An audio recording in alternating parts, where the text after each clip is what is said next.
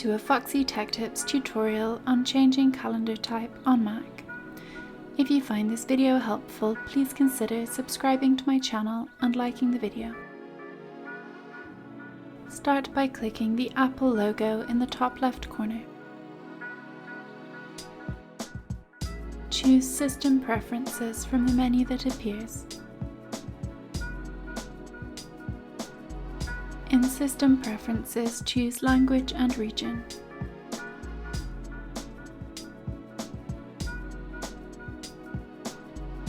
Tap on the text box to the right of Calendar, where it says your current calendar type. Choose the calendar type that you would like to use from the list. It will change immediately.